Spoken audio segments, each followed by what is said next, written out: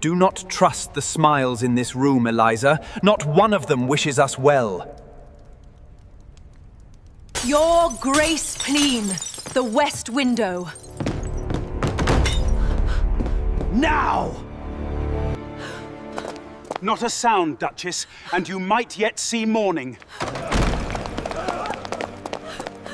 6 years of documented poisoning, recorded in my husband's own hand. The candles trembled in their gold sconces, throwing long shadows across the cathedral floor as a hush fell over Somerset's most cutting tongues. Eliza stood frozen at the altar, her lace-gloved hands clutching a worn prayer book to her chest like a shield, as if velvet and paper could stop what was coming. At 19, she had already become the town's favourite tragedy. "Look at her," someone breathed from the second pew, "sold to a dying man before she's even lived." A gloved fan snapped shut nearby. "They say his heart won't survive the winter. Poor girl will be a widow before she's truly a wife." Eliza's spine stayed straight, though her pulse hammered beneath her collarbone. Her aunt's warning from that morning still burned in her ears. Smile. Girl, or we all starve, and so she smiled, even as her eyes betrayed her, wide and searching for some escape that did not exist. Then the great doors opened, and the whispers died all at once. He came forward slowly, his heavy frame filling the aisle, his velvet coat catching candlelight in threads of gold. Richard Stonebridge did not look like a dying man. He looked like a man carrying a secret too large for his own broad shoulders, and when his gaze finally met hers, it wasn't a pity she saw there. It was a warning. Eliza's breath caught. Something was wrong, she could feel it in the marrow of her bones, long before he ever said a word. And when the doors sealed behind them that night, and he finally spoke the truth he'd been hiding since before she was born, she would understand exactly why he had chosen her, and exactly how much danger they were both already standing in. The great doors of Somerset's cathedral closed behind them with a hollow, final sound, and Eliza felt the cold of the stone hallway settle into her bones like a verdict. Richard did not speak as he led her forward, only offered his arm, solid and unmoving, while his household staff lined the corridor like sentinels carved from granite. Their faces gave nothing away.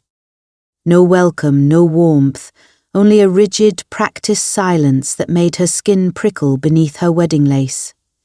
She had expected grandeur. What she found instead was a fortress. Stonebridge Manor rose around her in dim, candlelit corridors that twisted deeper than any home had a right to, portraits watching from shadowed walls, heavy curtains drawn tight against windows that should have let in the last of the afternoon light. Every guard they passed inclined his head to Richard and flicked the briefest, searching glance toward her as if measuring whether she was friend or another liability to protect. "You are frightened," Richard said at last, his voice low, threaded with something that was not quite apology. "I am observant," Eliza replied, chin lifting despite the tremor in her hands. "There is a difference, Your Grace." The ghost of something crossed his face, not amusement, not quite respect, but close to both. He said nothing more until they reached the west wing, a part of the manor so removed from the rest that the air itself seemed to change, grow heavier, more guarded. 2 final guards flanked an oak door reinforced with iron bands, and only when Richard produced a key from beneath his cravat did the door yield. He guided her inside and locked it behind them himself. The sound of that bolt sliding home echoed through Eliza's chest louder than any wedding bell had that morning. She turned to face her husband, this stranger, this mountain of a man the whole of society pitied her for marrying, and found him watching her with an intensity that had nothing to do with cruelty and everything to do with calculation. "You lock your own doors," she said carefully. "Even in your own home." "Especially in my own home," Richard answered. And for the first time since the cathedral, Eliza saw something flicker behind his eyes that looked remarkably like fear. He did not touch her. He did not even attempt to. Instead, Richard crossed to the hearth of his private study, a room lined floor to ceiling with books and ledgers, its single window shuttered despite the hour, and began, without ceremony, to remove his wedding coat.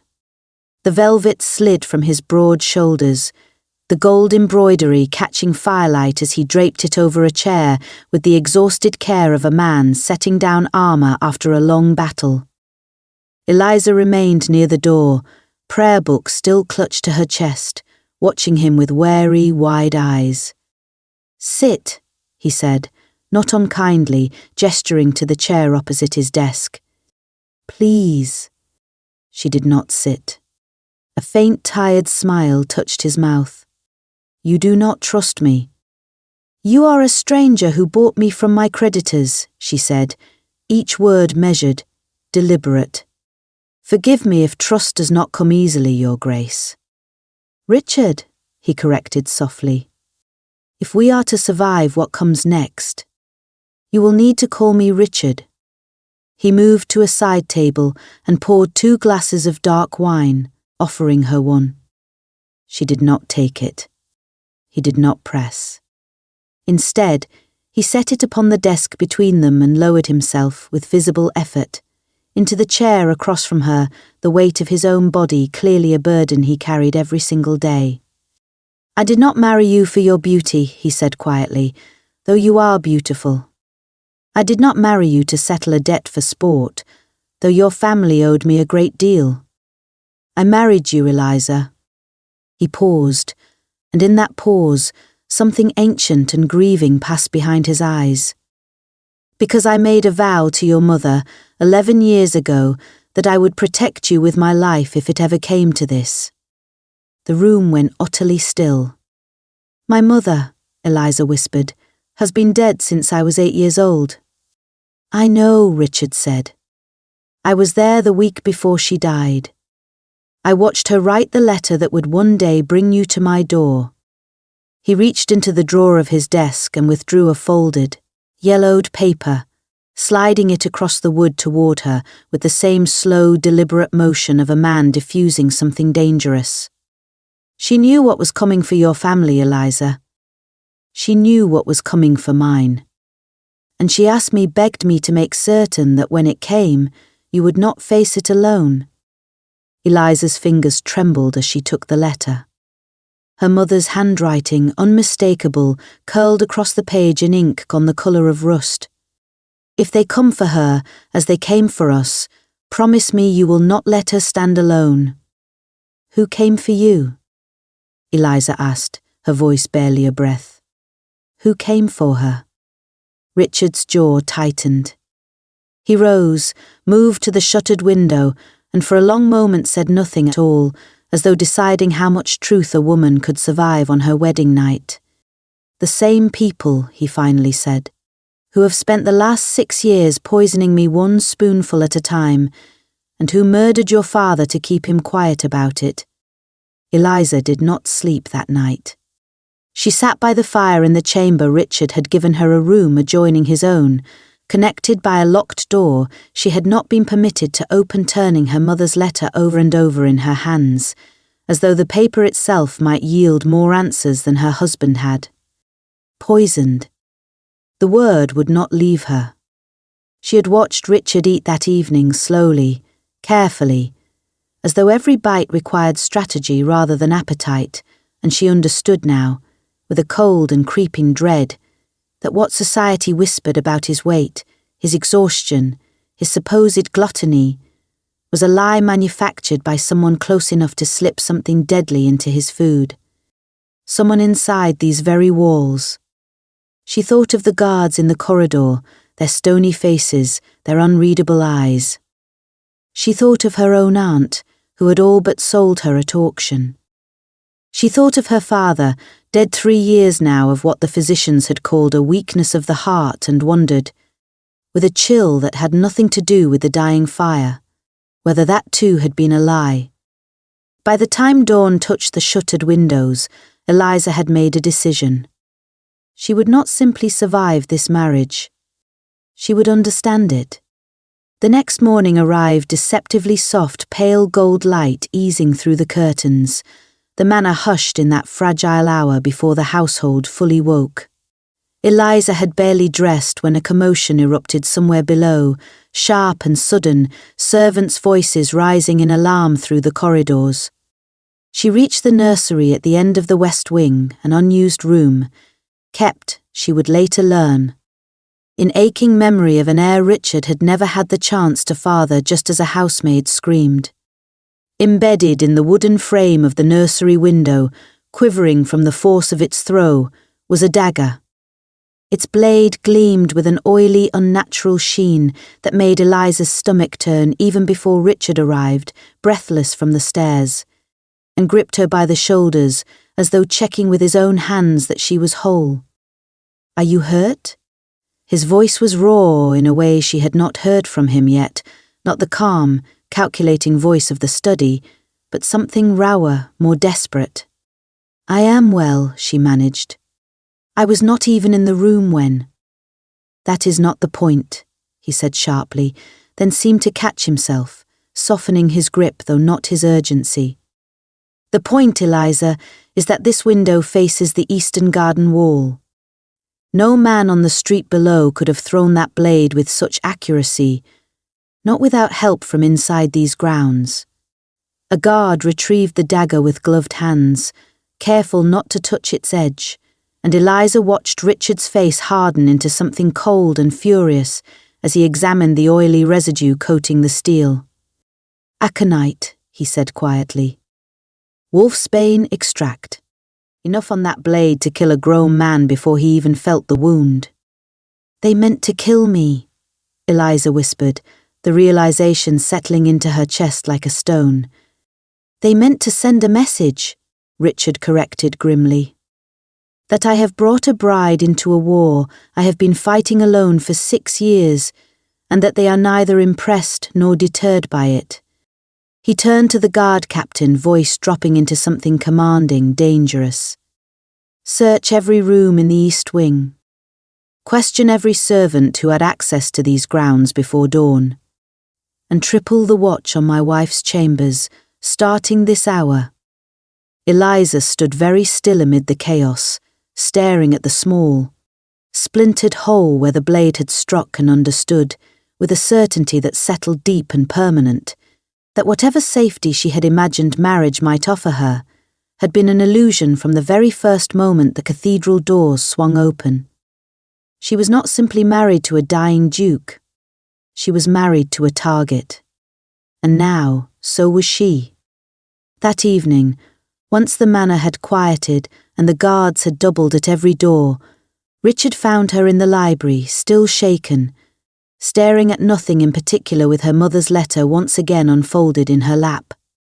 "You should rest," he said gently, lowering himself into the chair beside hers. "I cannot rest in a house where daggers fly through nursery windows," Eliza said, though there was no accusation in it, only exhaustion, and something that might have been the beginning of resolve. "You said your body's decline was artificial. Poison, administered slowly. Who has access to what you eat and drink, Richard? Who could do such a thing and walk your halls unsuspected?" His silence was answer enough. "Your physician," she guessed softly. "Or your cousin. Or both." Richard's eyes met hers, dark and grim in the firelight.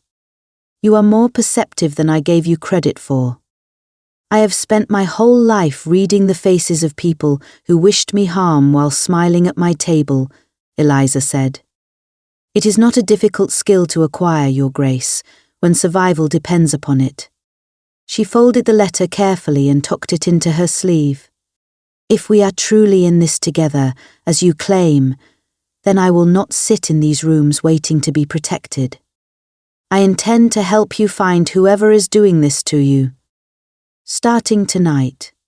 For the first time since the cathedral, Richard Stonebridge looked at his young wife not as a burden he had sworn to shield, but as something far more valuable. An ally.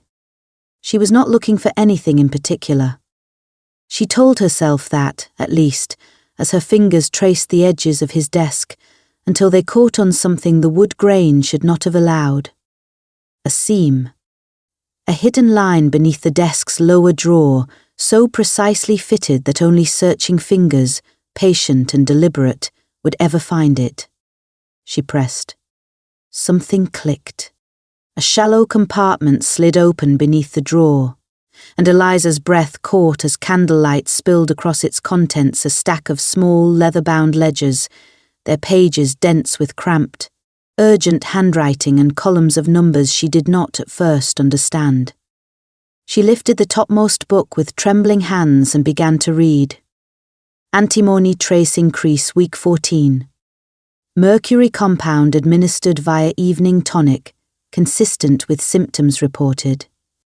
Subject weight increase disproportionate to caloric intake, consistent with metabolic disruption via heavy metal accumulation, not gluttony as publicly presumed. Eliza's stomach turned to ice. The subject was Richard. And someone Richard himself, judging by the meticulous, obsessive detail of the entries, had spent years documenting, in secret, exactly how he was being poisoned, by whom, and through what means, all while the entire ton mocked him for a decline he had never chosen. She turned another page, and her breath caught entirely. Suspect. Dr. Aldous Whitmore, physician, cousin by marriage. Access. Complete. Motive. Inheritance clause, activated upon my death or legal incapacitation. Confirmed presence at 3 of 4 documented poisoning incidents. Insufficient evidence for public accusation, must gather proof before he suspects discovery. The study door creaked. Eliza spun, ledger still clutched in her hands, to find Richard standing in the doorway, his solicitors' meeting apparently concluded far earlier than expected. For a long, terrible moment, neither of them moved. "You found them," he said at last, his voice quiet, almost relieved. "You're being poisoned by your own physician," Eliza breathed. "Your own cousin. And you have known for how long?" 3 years of certainty, Richard said, closing the door behind him and crossing the room slowly. 6 years of suspicion before that. He took the ledger gently from her hands, not to hide it, but to hold it as though the weight of the evidence had become, over the years, a burden he could no longer carry entirely alone. "I did not tell you because I did not yet know if I could trust you with a truth that could get us both killed." "And now?" Eliza asked, chin lifting, that same fierce, unyielding light returning to her eyes that had first caught his attention at the altar. Richard studied her for a long moment, the ink-stained fingers, the unflinching gaze, the woman who had, without invitation, uncovered in 4 days what he had spent years hiding. "Now," he said slowly, "I think perhaps your mother knew precisely what she was doing when she asked me to protect a girl who would grow into a woman capable of protecting herself." They spent that night bent together over the ledgers, Richard walking her through 6 years of carefully documented horror tonics that arrived like clockwork each evening, courtesy of Dr. Whitmore's personal apothecary, subtle shifts in his health that always coincided with Whitmore's visits, a pattern so patient, so meticulously cruel, that Eliza found herself both horrified and reluctantly awed by the sheer discipline of Richard's secret investigation. "Why not simply dismiss him?" she asked. "Refuse his tonics, refuse his visits. Because a man who suddenly abandons his trusted physician invites questions," Richard said grimly. "And because the moment Whitmore realizes I know what he's doing, he will stop being patient. Poison is slow, Eliza. Poison can be explained away as illness, weakness, gluttony, all the things society already believes of me. A knife in the dark, or a fall down the stairs, those raised questions poison never will." He closed the ledger, jaw tight. "As long as he believes I remain ignorant, I remain, paradoxically, safer than the moment he learns otherwise. Then we make certain he never learns otherwise, Eliza said. Not from me. Not from anything he finds in this room. Richard looked at her, truly looked at her, and something in his chest, long guarded, long weary, eased by some small, precious degree. You keep saying we, he observed quietly.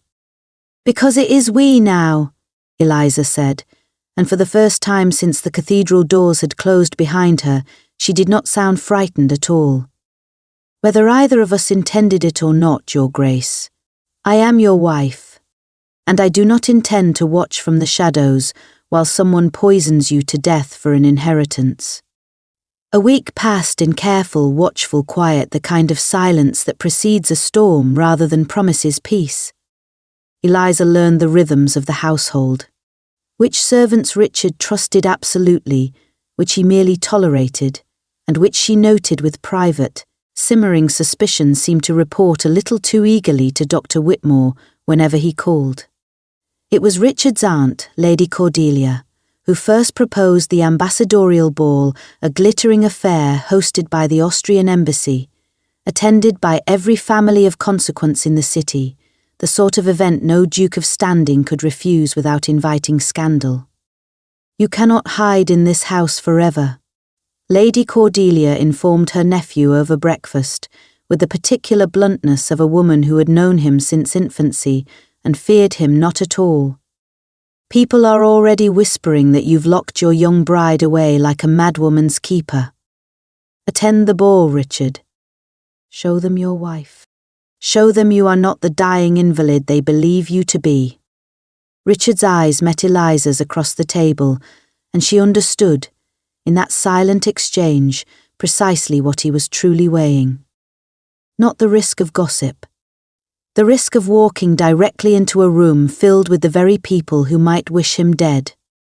It could be useful, Eliza said carefully, once his aunt had gone. If Whitmore and his allies believe you remain unaware of their scheme, a public appearance, calm and composed, would only reinforce that belief. And it would let us see, face to face, who among the ton reacts with disappointment that you still stand upright. Richard studied her for a long moment, something between admiration and reluctance warring behind his eyes. You would use yourself as bait, he said flatly. I would use myself as an observer, Eliza corrected. There is a difference, Your Grace, provided you do not leave my side for a moment longer than necessary. He exhaled, something almost like a laugh escaping him, dark and tired. You bargain like a woman who has done this before. I bargained with creditors for 3 years to keep my family from the workhouse, Eliza said simply. Compared to that, Your Grace, a ballroom full of vipers hardly frightens me at all. The night of the ball arrived wrapped in silken candlelight, the Austrian embassy's grand hall ablaze with chandeliers that turned every jewel in the room into a small, glittering weapon. Eliza wore deep sapphire, chosen deliberately by Lady Cordelia to make her look every inch a duchess, and nothing at all like the frightened girl who had stood trembling at the altar weeks before. Richard, beside her, moved through the crowd with the careful, deliberate dignity of a man determined not to let his body's betrayal show in his gait, though Eliza felt, beneath her gloved hand upon his arm, the faint tremor of effort it cost him. Smile, she murmured, echoing, without quite meaning to, the very words her aunt had once hissed at her before the wedding. Let them see nothing but strength. Richard glanced down at her, something warm flickering briefly behind his guarded eyes. You give good counsel, Duchess. They had barely crossed the ballroom floor before the first viper struck. Stonebridge, drawled Lord Pemberton, a thin, sharp-faced man whose smile did not reach his calculating eyes. How remarkable to see you out and about. We had all quite resigned ourselves to reading your obituary by Christmas. You'll forgive me for disappointing you, Richard replied evenly, though Eliza felt his arm tense beneath her hand. And your new bride, Pemberton continued, turning his attention to Eliza with a smile that made her skin crawl. Tell me, your grace, does it not concern you, marrying a man the physicians give perhaps a year? Some might call it an unwise investment. Some might call it none of their concern, Eliza replied smoothly, her voice honeyed steel. I find, Lord Pemberton, that men who spend so much energy predicting others' deaths rarely have the leisure to enjoy their own lives. A ripple of surprised laughter moved through the small circle of onlookers, and Pemberton's smile thinned considerably before he offered a stiff bow and retreated. Richard glanced down at her, an unmistakable flash of admiration crossing his face. Remind me, he murmured. Never underestimate you at a dinner table, Duchess. But the danger of the evening was not confined to sharpened words. It was nearing midnight when Eliza first noticed him, a man near the refreshment table. Unremarkable in dress, unremarkable in bearing, save for the way his eyes tracked her movements a fraction too closely, a fraction too long. She mentioned it to Richard in a low voice as they moved toward the terrace for air. Whitmore's man, Richard said grimly, barely moving his lips. I've seen him in the physician's company before. Stay close to me, Eliza. Do not, under any circumstances, allow yourself to be separated from the main hall. But separation, as it turned out, was not something either of them could fully control. A messenger arrived moments later, breathless and apologetic, informing Richard that his solicitor required an urgent word regarding matters of the estate matters. The man insisted that could not wait until morning. Richard hesitated, torn between suspicion and the very real possibility that ignoring the summons might raise questions of its own. Go, Eliza urged quietly. I will remain within sight of Lady Cordelia. I am not foolish enough to wander alone into a night full of wolves, Richard. He did not want to leave her. She could see it plainly in the tightening of his jaw. The reluctance in his eyes, but the demands of appearances, of maintaining the illusion that nothing at all was amiss, won out. He pressed her hand once, briefly, in a gesture more intimate than either of them had yet allowed themselves, and disappeared into the crowd toward the solicitor's waiting carriage. Eliza remained near Lady Cordelia for perhaps 20 minutes, long enough to grow restless. Long enough for the older woman to become thoroughly absorbed in gossip with a cluster of other titled ladies, long enough for a servant, deferential and unremarkable, to approach with a folded note. Her Grace's carriage has been brought round early, as requested. Please proceed to the east portico. Eliza frowned. She had requested no such thing. But the ballroom had grown suffocatingly warm, the chandeliers blazing, the perfume of 100 overheated bodies thick enough to taste, and some instinct, some exhausted, careless part of her, chose to believe the note rather than question it. She should have known better. She would spend the following days furious with herself for not knowing better. The east portico, when she reached it, stood empty save for a single carriage waiting in the shadowed drive, its curtains drawn, its driver's face obscured beneath a low hat. Something in the stillness of the scene finally pricked at her instincts too late, as it happened. For the moment she paused at the carriage door, a gloved hand seized her wrist from behind with bruising, deliberate force. Not a sound, Duchess, a low voice murmured against her ear, and you might yet see morning. Eliza's scream died in her throat as a second man emerged from the carriage's shadow, and she understood, with a lurch of pure terror, precisely how far these people were willing to go to send their message. Instinct, honed by years of navigating creditors and predatory relatives who had never once had her best interests at heart, took over before fear could paralyze her entirely. Eliza drove her heel down hard upon the instep of the man gripping her wrist, twisting free the instant his grip loosened in surprise, and screamed loud, sharp, and unrestrained into the cool night air. Guards! Guards! Chaos erupted. The second man lunged for her, But the terrace doors behind them crashed open as two of Richard's own men stationed, she would later learn. At every entrance by Richard's own paranoid, protective instruction came pouring out into the drive. The assailants scattered into the darkness before they could be caught, the carriage rattling away into the night with a speed that spoke of desperation rather than confidence. Richard found her minutes later, still trembling on the portico steps, her sapphire gown dishevelled, her wrist already blooming purple where cruel fingers had gripped her. He said nothing at first, only pulled her against his chest with a fierceness that startled them both, his heart hammering beneath her cheek, loud enough that she could feel it as clearly as her own. "I should not have left you," he said, voice rough, furious not at her, she understood, but entirely at himself. "You could not have known," Eliza managed, though her own voice shook. The note appeared to come from Lady Cordelia's staff. Whoever arranged this planned it carefully, Richard. They knew precisely when to strike, and precisely how to separate us. Richard pulled back just enough to study her face, his expression grim, thunderous. "Whitmore," he said quietly. Or Pemberton, more likely, doing Whitmore's dirty work for a coin. Either way, Eliza, this was no longer a warning. His jaw tightened, his hand rising to gently, carefully, examine the bruise darkening her wrist. This was an attempt, and it means they no longer believe subtlety will remove either of us quietly enough. Then what does it mean? Eliza asked, though some cold, resolute part of her already suspected the answer.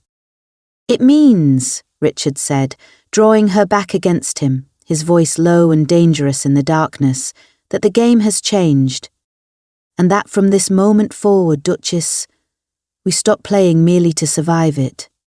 Behind them, the ballroom's music continued, oblivious and glittering, while somewhere in the city's shadowed streets, a carriage carrying two failed assassins rattled toward whoever had paid for Eliza's silence and Richard's Stonebridge, staring after it with cold, calculating fury, understood with sudden and absolute clarity that the conspiracy he had spent 6 patient years investigating alone had just made its first, fatal mistake. It had shown its hand. And now, for the first time since his own slow poisoning began, Richard finally knew exactly where to strike back. The days following the failed abduction settled into a wary, watchful rhythm, Richard doubling the guard at every entrance, Eliza memorizing the face of every servant who crossed the threshold of his study. But watchfulness alone would not save him. She understood that now with a clarity that kept her awake long after the candles guttered low. Knowledge was the only weapon that mattered, and the ledgers, thorough as they were, told her only what was killing her husband. Not how to stop it. That answer, she suspected, lay in the one place no one at Stonebridge Manor dared speak of the old apothecary wing, sealed since the previous Duke's death, its windows boarded, its door bearing a rusted lock untouched in over a decade. She waited until well past midnight, when even the most devoted watchmen grew heavy-lidded at their posts. Cloaked in dark wool, a single candle shielded within a tin lantern, Eliza slipped from her chamber and moved through corridors she had spent weeks quietly memorizing every creaking board, every guard's rotation, every shadow long enough to hide a Duchess who had no business wandering her own home like a thief. The apothecary door yielded, after a tense, breathless minute, to a hairpin and sheer stubbornness. Inside, dust lay thick over shelves of forgotten glass vials, mortars, dried herbs gone brittle with age, and ledgers far older than the ones in Richard's desk, written in a hand she recognized from a portrait in the East Gallery. The old Duchess, Richard's mother. Eliza's pulse quickened as she realized what she'd stumbled into, not merely a forgotten room, but a physician's private sanctuary stocked with the very knowledge Whitmore had spent years perverting for murder. She worked quickly, quietly, gathering what she could carry: dried milk thistle, dandelion root, activated charcoal, a chemical testing kit whose brass fittings had somehow survived the years untarnished and had nearly reached the door again when a light swept beneath it, followed by the unmistakable tread of a watchman's boots. Eliza froze, a lantern smothered against her chest, heart slamming so loudly she was certain it would betray her through the very walls. The footsteps paused, lingered, moved on. She did not breathe again until she was safely behind her own locked door, arms full of stolen salvation, and only then did she allow herself to shake. She did not tell Richard immediately. Not because she doubted him, but because she knew with the particular certainty of a woman who had spent her whole life reading rooms before speaking in them, that he would forbid what she intended to do next, and she could not afford his refusal. Instead, she studied. Night after night, by candlelight, cross-referencing the old Duchess's notes against Richard's own poison logs, learning which herbs drew heavy metals from the blood, which combinations might purge what 6 years of tonics had allowed to accumulate. It was dangerous, imprecise work, the kind no trained physician would have attempted without a hospital's resources at hand. But Eliza no longer trusted physicians. She trusted patience and proof, and the fierce, unshakable conviction that her husband deserved a chance no one else had offered him. A week later, she made her choice. That evening, when Whitmore's tonic arrived as it always did, delivered by a servant, Eliza now watched with quiet, simmering suspicion. She intercepted it in the hallway, replacing its contents, vial for vial, with her own carefully prepared herbal cleanse before it ever reached Richard's tray. He drank it without suspicion, trusting the routine that had governed his evenings for 6 poisoned years. By midnight, he was violently ill. Eliza woke to the sound of retching through the connecting door, and every carefully rehearsed calm she had built over the past week shattered at once. She found Richard collapsed against his bedchamber floor, drenched in sweat, his massive frame shaking with tremors that frightened her more than any dagger through a nursery window ever had. Richard. She dropped to her knees beside him, cradling his head, her hands trembling as she pressed a cool cloth to his burning skin. "Richard, stay with me, do you hear me? Stay with me." "Whoa." His voice was a rasped, broken thing. "What did you—" "I replaced the tonic," she confessed, voice cracking with a guilt so sharp it nearly stole her breath. "I thought I believed the herbs would draw out the poison slowly, gently, but your body has absorbed so much, Richard, and it's all coming out at once, and I did not think it would be this violent. I am so sorry. I am so sorry." "No." His hand found her wrist, weak but insistent. "No, Eliza, look at me." His eyes, glassy with fever, still burned with something that was not anger. "You did not poison me. You are purging what they have been feeding me for 6 years. This is the body fighting back, not surrendering." He gasped through another wave of tremors, his grip tightening. "Do not stop. Whatever comes next, do not stop trusting what you have done." For 3 days, Eliza barely left his side. She fed him broth and charcoal-laced water in careful spoonfuls, bathed his fevered skin, sat vigil through nights so dark and desperate that twice she genuinely believed she had killed the only person who had ever chosen, deliberately and without obligation, to protect her. On the 4th morning, his fever broke. He opened his eyes clearer than she had seen them since the wedding, some deep, poisoned fog finally beginning to lift, and found her asleep in the chair beside his bed, still holding his hand, dark circles beneath her eyes from 3 sleepless nights spent fighting for his life. "Eliza," he murmured, and she woke instantly, searching his face with desperate hope. "I feel," he said slowly, wonderingly, "lighter than I have in 6 years." For the first time since the cathedral, Eliza wept not from fear, but from something far more overwhelming, something that felt dangerously, unexpectedly close to love. They should have had time to recover. They were not given it. Barely a week after Richard's fever broke his strength still returning by careful, painful degrees, the manor's front bell rang with an urgency that sent servants scrambling. Eliza descended the staircase to find Lord Wetherb, a cousin of Richard she had met only once, standing in the entrance hall beside a stern-faced man in a magistrate's robes, a folded document clutched in his gloved hand like a weapon. "Lord Wetherb," Richard said carefully, descending the stairs with far more strength in his step than he'd possessed in months, though Eliza noted, with private alarm, how the effort still cost him. "This is an unusual hour to call." "This is an unusual matter, cousin," Wetherb replied, and there was no warmth in the word cousin at all, only cold, practiced calculation. "It has come to the family's attention that your health has deteriorated significantly in recent weeks. Violent illness. Days confined to bed. Servants whispering of fevers and delirium." He unfolded the document with theatrical solemnity.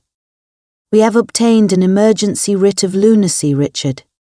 Effective immediately, the estate and title pass into trusteeship until your condition can be properly evaluated." "On whose authority?" Richard's voice had gone dangerously quiet. "Dr. Whitmore's sworn testimony," the magistrate said, stepping forward with the writ. "Corroborated by 3 members of your household staff, who report witnessing episodes consistent with mental and physical incapacitation." Eliza's blood ran cold. They knew. They had turned Richard's own poisoning into evidence for his ruin, twisting the violent purge of 6 years of toxins into proof of the very madness they had spent all this time engineering. "This is absurd," Eliza said, stepping forward before Richard could speak, her voice steady despite the fury coiling tight in her chest. "My husband suffered a temporary illness, nothing more. I nursed him myself. I can attest." "With respect, Your Grace," the magistrate said, not unkindly but with maddening bureaucratic finality, "a wife's testimony carries little legal weight against a physician's sworn medical opinion. The writ stands until a formal hearing can be arranged." He glanced toward Wetherb. 3 days hence, I believe?" 3 days, Wetherb confirmed, a thin, satisfied smile touching his mouth as he looked past Eliza to Richard. "At the anniversary gala, in fact, how fitting. The whole of society gathered to witness either your continued dignity, cousin, or your final merciful release from a title you can no longer bear the weight of." The door closed behind them with a note of finality that echoed through Eliza's chest like a death knell. 3 days, Richard repeated grimly, once they were alone. 3 days to prove, before the entire ton, that I am neither mad nor dying, and that the men trying to steal my title are murderers. "Then we have 3 days, Eliza said, chin lifting with the same fierce resolve that had first caught his attention at the altar, to make certain they regret ever underestimating either one of us. The next 72 hours passed in a blur of frantic, whispered preparation. Richard summoned the one man in London he trusted absolutely, an old solicitor named Mr. Farrow, loyal since Richard's father's time, who listened to the full account of poisoned tonics and forged incapacitation with grim, unsurprised understanding. "I have suspected Whitmore for years," Farrow admitted quietly. "I simply lacked proof strong enough to move against a physician of his standing." "We have the ledgers," Eliza said.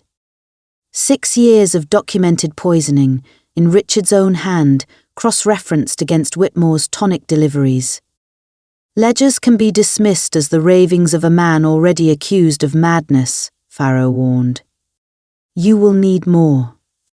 A witness. Someone within Whitmore's own circle is willing to testify against him." Richard's jaw tightened. "The apothecary. Mr. Higgins, who compounds Whitmore's tonics. If anyone knows the truth of what's been mixed into my nightly dose, it's him." Finding Higgins took 2 of their 3 remaining days a nervous, frightened man discovered in a modest apartment near the docks, who initially refused to speak at all until Eliza, drawing on every ounce of empathy she had gathered from her own years of powerlessness, sat with him and spoke not as a duchess demanding cooperation, but as a woman who understood, intimately, what it meant to be trapped by people more powerful than yourself. "You did not choose this," she said gently. "Whitmore threatened you, did he not? Your family, your livelihood, unless you compounded exactly what he instructed." Higgins's composure finally broke. "My daughter," he whispered. "He said if I refused, or if I spoke of it to anyone, my daughter would suffer for my silence. I had no choice, Your Grace. I have hated myself every single day since."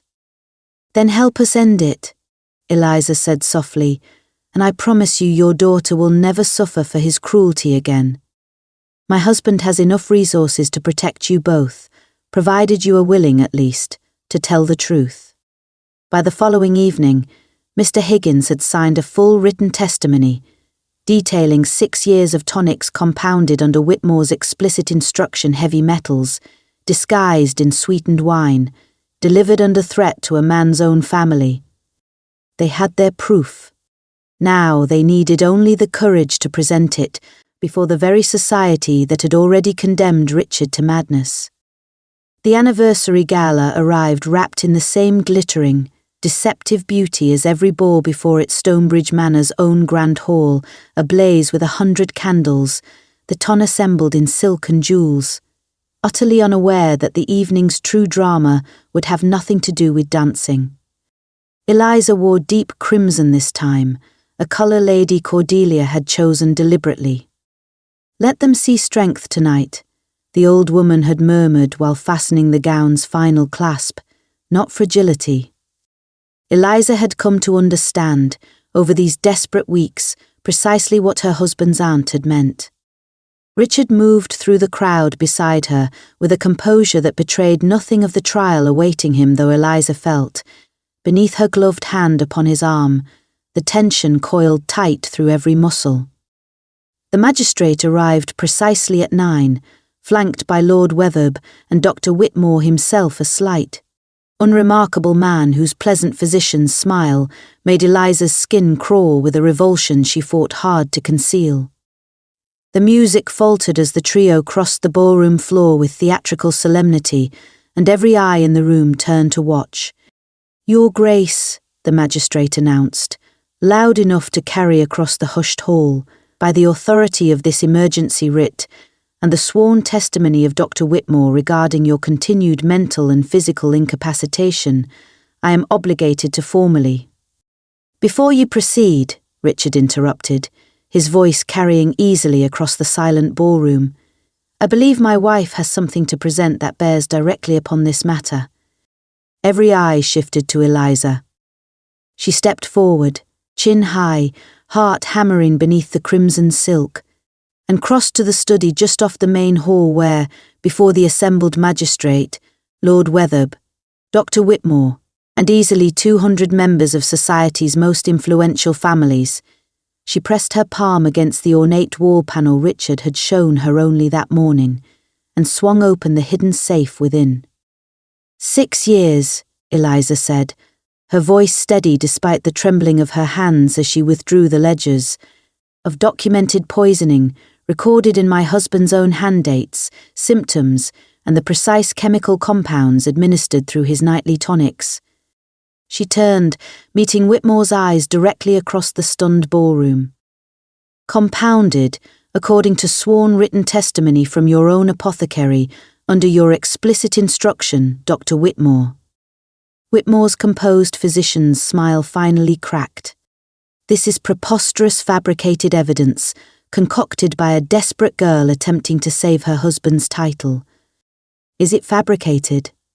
Richard said coldly, stepping forward, "that you visited this house 11 times in the final month before my wife arrived, each visit coinciding precisely with a documented worsening of my symptoms? Is it fabricated that Mr. Higgins, your own apothecary, has provided written testimony naming you directly, under threat to his own daughter's safety, as the man who instructed him to compound heavy metals into my tonics for 6 consecutive years.